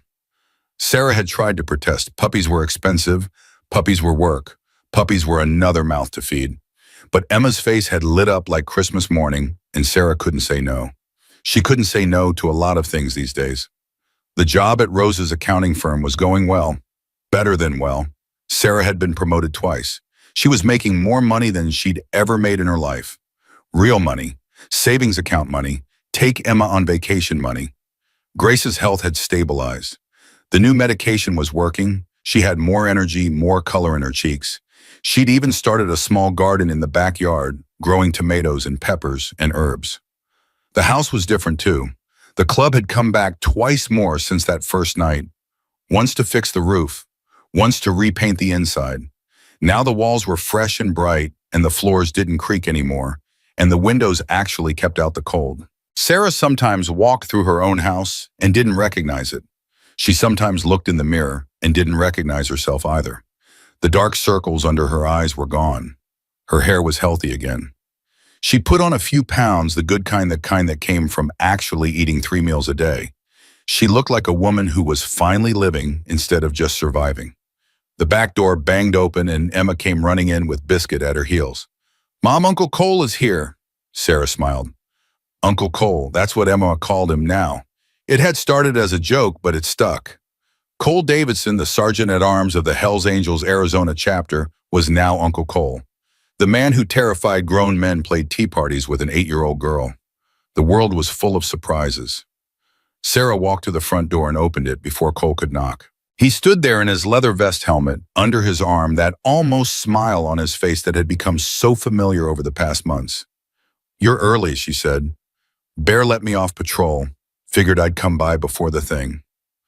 The thing, that's what they were calling it. The club was throwing a barbecue at the clubhouse. An anniversary celebration marking 1 year since Varda had given Cole $20 at a dusty gas station. "I still don't understand why this is necessary," Sarah said. "It was just gas money." It was more than that, and you know it. She did know it, but she still felt strange being the center of attention. Cole stepped inside and immediately got tackled by Emma. Uncle Cole Biscuit learned a new trick. Watch. Emma pulled him toward the backyard, chattering the whole way. Cole went without protest. He always did. Sarah watched them go, her heart swelling with something she barely recognized. Happiness. Real, genuine, uncomplicated happiness. When was the last time she'd felt that? She couldn't remember. Grace appeared from the hallway dressed in her best church clothes. "Is he here?" "He's here. Emma's got him doing dog tricks in the backyard." Grace smiled. "That man, I never would have believed it if I hadn't seen it with my own eyes." Believed what? That a Hell's Angel could be so gentle. The way he looks at that child. Grace shook her head. He sees his daughter when he looks at her, but it's not sad anymore. It's peaceful. Sarah had noticed it too. Cole still carried the photograph of Lily everywhere, but he didn't stare at it for hours anymore. He didn't disappear into grief the way he used to.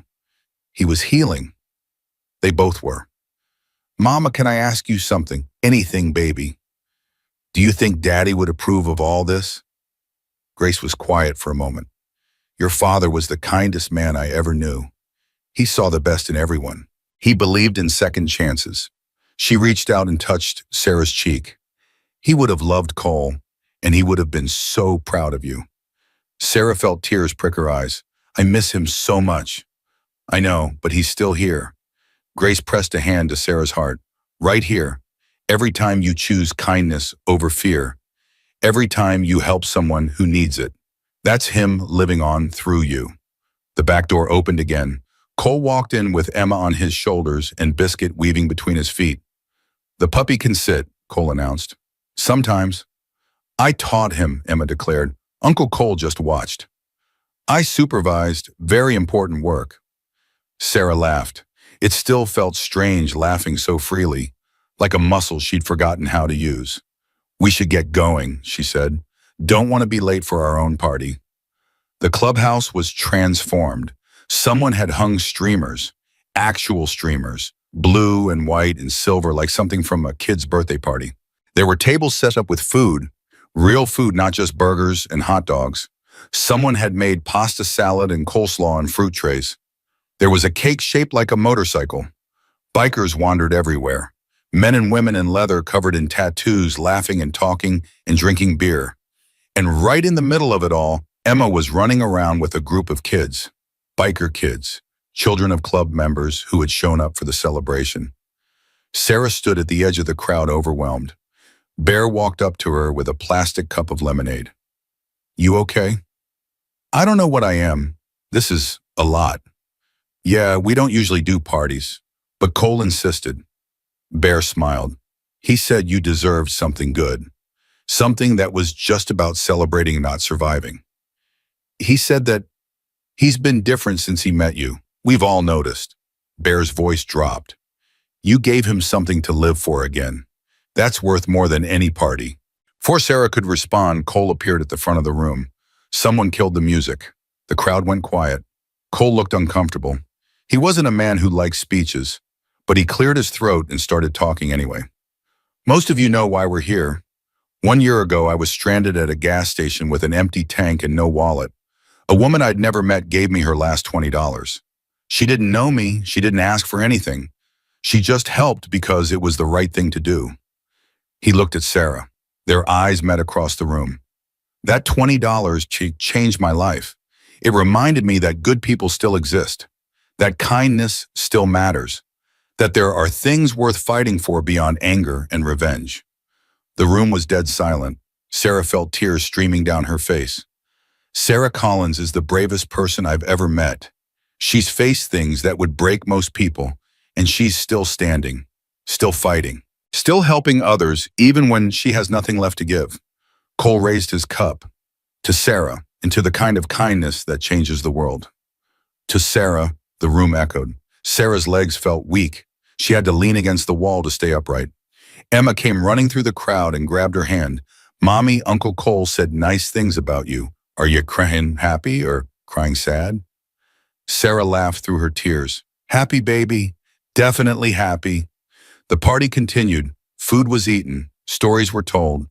Emma fell asleep on a couch surrounded by biker kids and puppies in the gentle chaos of the only family she'd ever known. Sarah stepped outside for air. The night was cool and clear. Stars scattered across the sky like diamonds on velvet. Cole followed her out. You okay?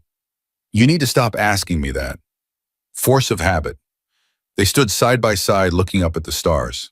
Thank you, Sarah said, for the speech, for all of this, for everything. You don't have to thank me. I know, but I want to. She turned to face him. Cole, there is something I need to say. Something I've been afraid to say. He waited. When you first showed up at my house with 30 bikers, I was terrified. I thought my life was over. I thought everything I'd built was about to collapse. She took a breath. But it wasn't the end. It was the beginning.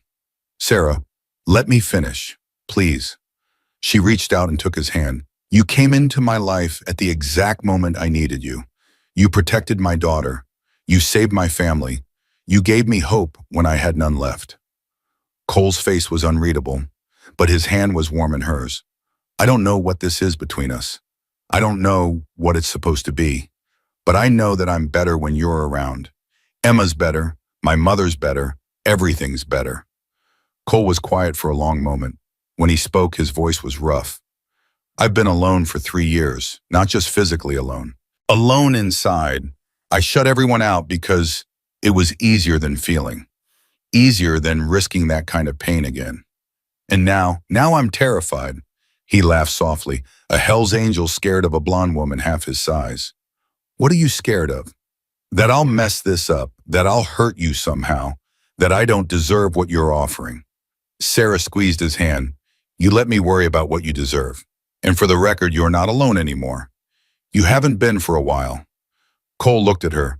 Those frozen blue eyes finally thawed, full of something she recognized. Hope.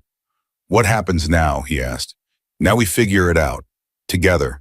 One day at a time. That's simple. Nothing's simple, but some things are worth the effort. Cole reached out and brushed a strand of hair from her face. His touch was gentle.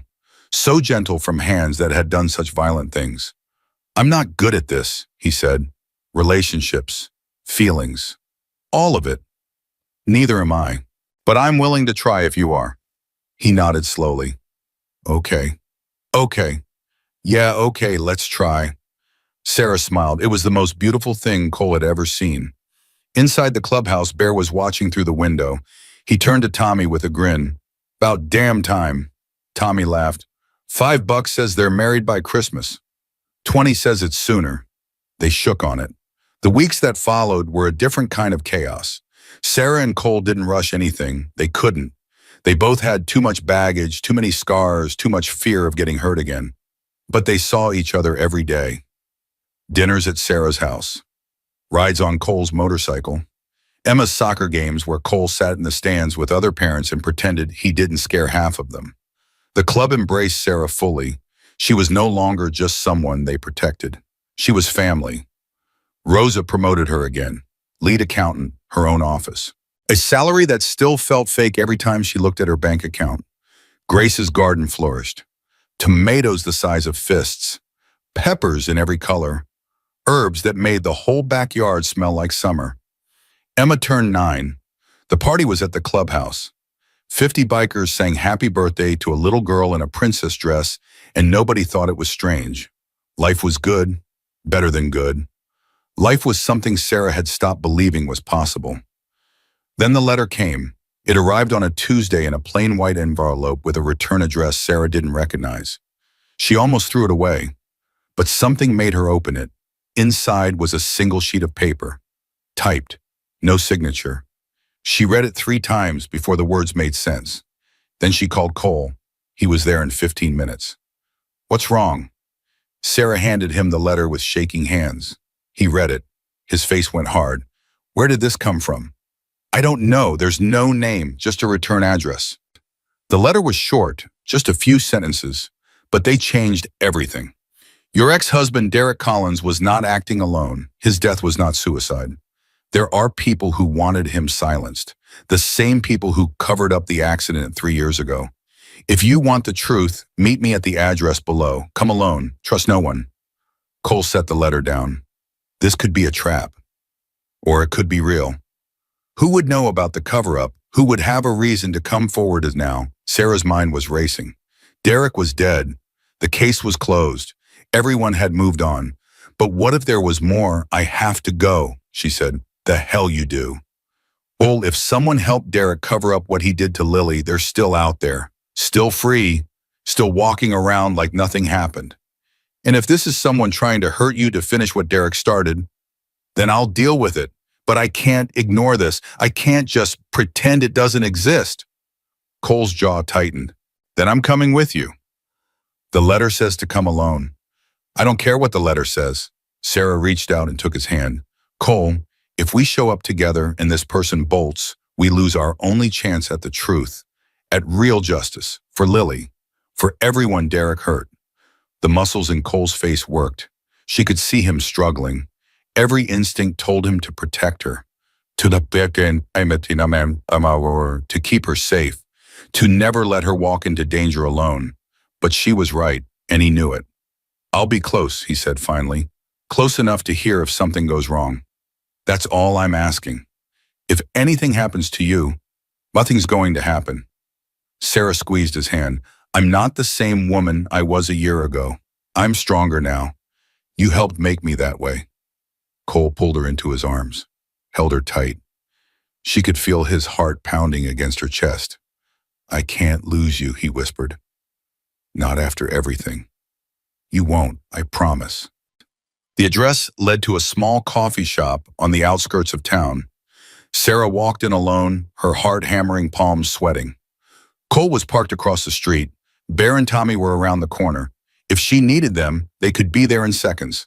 But right now, she was on her own. The shop was nearly empty, a few customers scattered at tables. The smell of coffee and pastry filled the air. A woman sat in the corner booth, 50s, gray hair, expensive clothes. She looked up as Sarah approached. Mrs. Collins. Yes, who are you, she? Sit down, please. Sarah sat, her hands were trembling under the table. My name is Margaret, the woman said. I was Derek's secretary for 12 years. Sarah's blood ran cold. You worked for him. I worked with him. I knew everything he did, everything he hid, every crime he committed and covered up. Why are you coming forward now? He's been dead for 6 months. Margaret's face tightened. Because the people who helped him are still alive, and they're starting to clean up loose ends. What do you mean, Okaro? 3 weeks ago, the mechanic who fixed Derek's car after the accident died in his sleep. Heart attack, they said.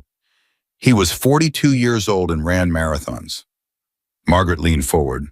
Last week, the investigator who originally looked into Derek's company was found dead in his home. Suicide, they said. He shot himself in the back of the head. Sarah's stomach turned. You're saying someone is killing witnesses. I'm saying Derek didn't act alone. His lawyer, his business partners. There were people who knew what he did and helped him hide it. Now that Derek's gone, they're worried about what might come out. Who might talk? And you're one of the people who might talk. Margaret nodded slowly. I've been running for 3 weeks, moving from motel to motel, using cash, staying off the grid. But I'm tired of running. I want this to end. What do you want from me? I want to give you everything I have. Documents, records, proof of what Derek did and who helped him. Margaret pulled a flash drive from her pocket. It's all on here. Enough to put at least 5 people in prison for a very long time. Sarah stared at the flash drive. Why me? Why not go to the police? Because the police have been compromised before. Derek had friends in the department. Some of them are still there. Margaret pushed the drive across the table. But you have something the police don't. What's that? Friends who operate outside the law. Friends who can protect you in ways the police never could. Sarah picked up the flash drive. It was small, insignificant, but it felt like a bomb in her hand. If I take this, they'll come after me. They're already coming after you. You just don't know it yet. Margaret stood up. I've told you everything I can. The rest is up to you. Wait, where are you going? Somewhere safe, or as safe as anywhere can be. Margaret paused at the edge of the table. Mrs. Collins, your ex-husband was a monster.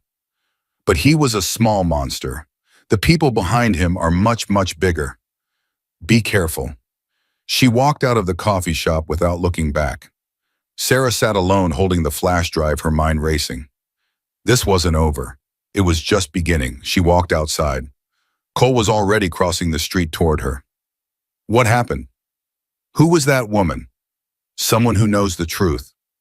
Sarah held up the flash drive.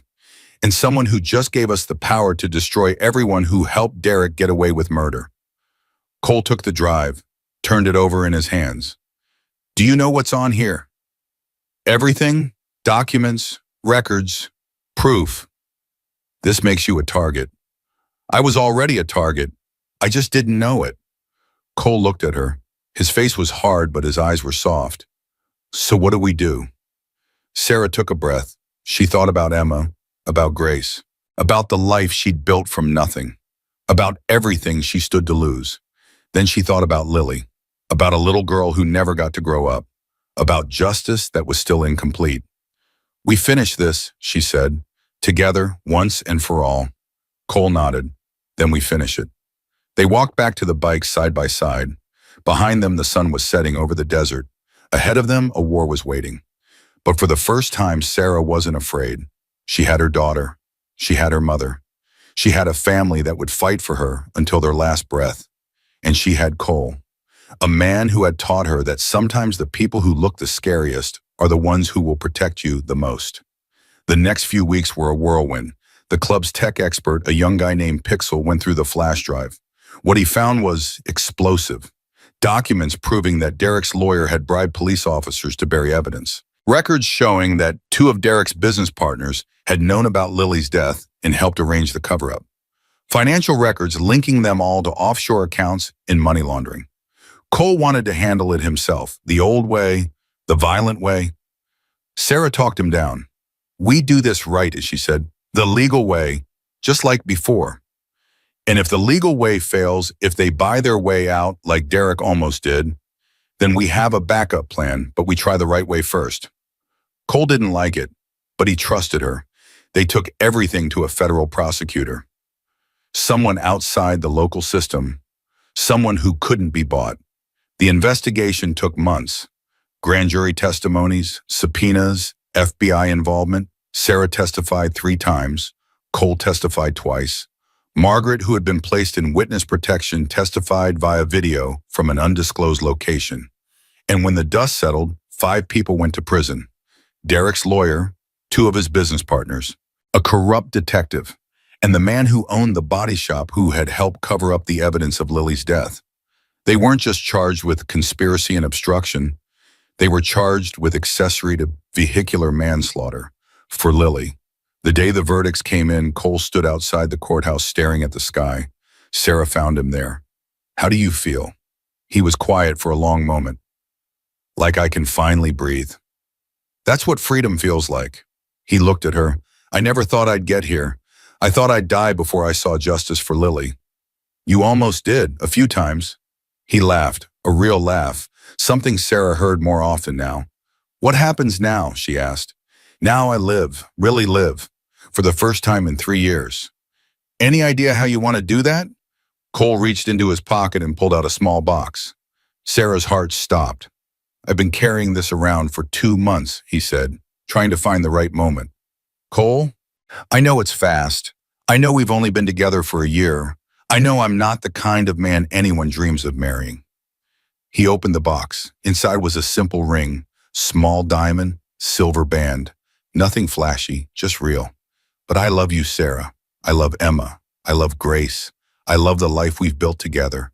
And I don't want to spend another day wondering what could be."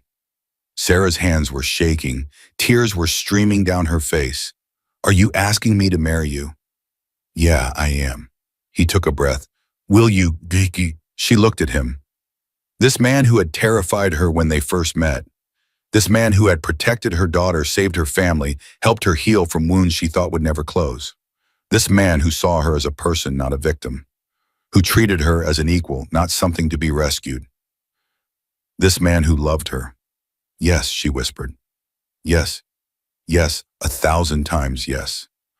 Cole slipped the ring onto her finger. It fit perfectly. He pulled her into his arms and held her like he would never let go. Behind them, the courthouse doors opened. Bear and Tommy walked out, saw them embracing, and started whooping like teenagers. "About damn time," Bear shouted. "You owe me $20, Tommy yelled back. Sarah laughed through her tears. Cole just held her tighter. 1 year ago, she had been a woman with nothing. No money, no hope, no future. Today, she had everything. The wedding was small, just family, the club, a few friends from Sarah's new job. Emma was the flower girl. Grace cried through the whole ceremony. Bear was the best man. Rosa was the maid of honor. Cole wore a suit. He looked uncomfortable the whole time. But when Sarah walked down the aisle in a simple white dress, his face transformed into something she'd never seen before. Pure, uncomplicated joy. They said their vows in the backyard of their house, the house the club had rebuilt. The house where they had become a family. "I, Cole, take you, Sarah, to be my wife, to love and protect, to honor and cherish, for better or worse, for richer or poorer, in sickness and in health, for as long as we both shall live." I, Sarah, take you, Cole, to be my husband, to love and support, to stand beside you in sunshine and storm, to build a life together that honors the people we've lost and celebrates the people we've become. For as long as we both shall live. They kissed. The crowd cheered. Emma ran up and hugged them both. Am I supposed to call him Dad now? She asked. Sarah looked at Cole. He knelt down to Emma's level. You can call me whatever you want, sweetheart. Uncle Cole, Dad, just Cole, whatever feels right. Emma thought about it. Can I call you Dad sometimes and Uncle Cole other times? Sure, why? Because sometimes I need a date, and sometimes I need an uncle who lets me eat cookies before dinner. Everyone laughed. Cole scooped Emma up and put her on his shoulders. Deal, he said. But don't tell your mom about the cookies. Too late, Sarah said. I already heard. The party lasted until midnight. Dancing, laughing, stories that got wilder as the night went on. When it was finally over, Sarah and Cole stood on the porch watching the last of the guests drive away. We did it, Sarah said. We did.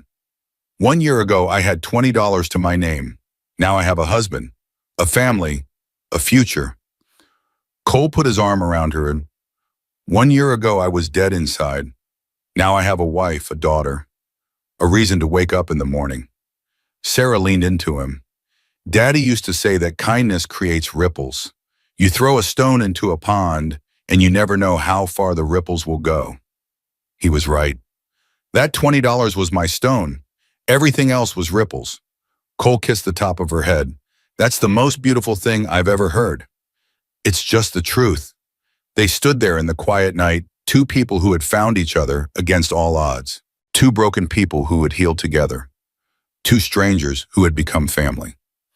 Inside the house, Emma was asleep with Biscuit curled at her feet. Grace was reading in her room, comfortable and warm and loved. The future stretched out before them, unknown but no longer frightening. Because Sarah had learned something in the past year, something her father had tried to teach her all along.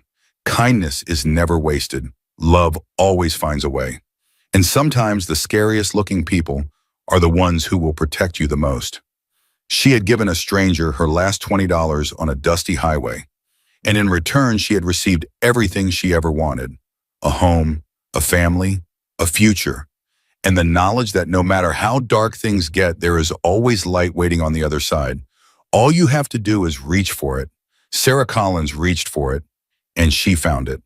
Because that's what happens when you choose kindness over fear. The world opens up, and everything becomes possible.